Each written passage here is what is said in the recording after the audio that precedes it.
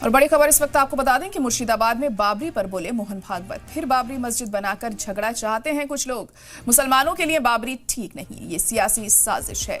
तो मोहन भागवत का बयान यहां पर सामने आया है। बाबरी बनाने को लेकर उन्होंने बड़ा बयान दिया है। यहां पर मोहन भागवत ने कहा है कि फिर बाबरी मस्जिद बनाकर झगड़ा कराना चाहते हैं कुछ लोग और मुसलमानों के लिए बाबरी ठीक नहीं है, ये सियासी साजिश है, ये कहना है मोहन भागवत का। तो इस वक्त की बड़ी और अहम खबर आपको बता रहे हैं। जिस तरह से बाबरी बनाने को लेकर जो सियासत है वो गरमाई हुई है, इसके बाद अब मुर्शिदाबाद में मोहन भागवत ने ये बयान दिया है यहाँ और कहा है कि फिर बाबरी मस्जिद बनाकर झगड़ा कराना चाहते हैं कुछ लोग।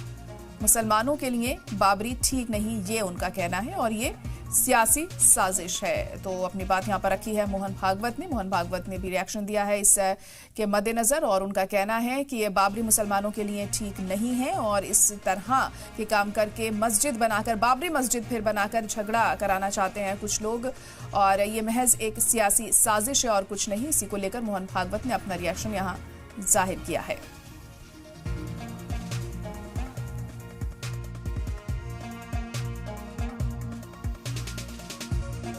कोर्ट ने बड़ा लंबा समय लगाकर बहुत ही विचार किया होगा ना, इतना लंबा समय लगाया तो, और एक निर्णय दिया तो वहां राम मंदिर बन गया। तो ये मंदिर मस्जिद वाला झगड़ा वहां समाप्त हो गया, बाबरी मस्जिद। अब फिर से बाबरी मस्जिद बनाकर उस झगड़े को रीस्टार्ट करने का ये पॉलिटिकल षड्यंत्र है, मतों के लिए हो रहा है।